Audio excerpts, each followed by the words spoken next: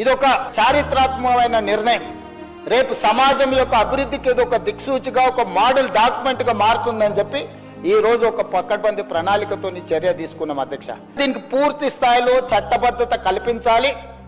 రేపటి నుండి ఈ నివేదిక రాష్ట్ర ప్రభుత్వం అమలు చేయబోయే సంక్షేమ పథకాలకు, అదేవిధంగా అభివృద్ధి కార్యక్రమాలకు, ఉద్యోగ ఉపాధి అవకాశాలకు, వాళ్ళ అవకాశాల కోసం ఈ రోజు ఈ నివేదిక పనిచేయాలన్నది ప్రభుత్వం యొక్క లక్ష్యం అధ్యక్ష.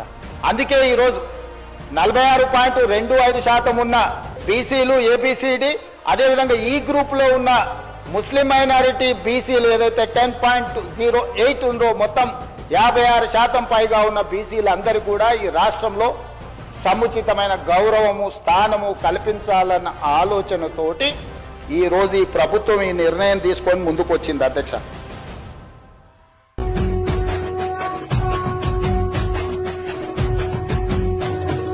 మూడు రంగుల జెండా బట్టి సింగమోలే కదిలేనాడు ఒక్కరో కాంగ్రెస్ సూర్యుడు, మన రాహుల్ గాంధీ నిగదీసి అడిగే మునగాడు, విడు భూమిన వానైతాడు బీద సాదల.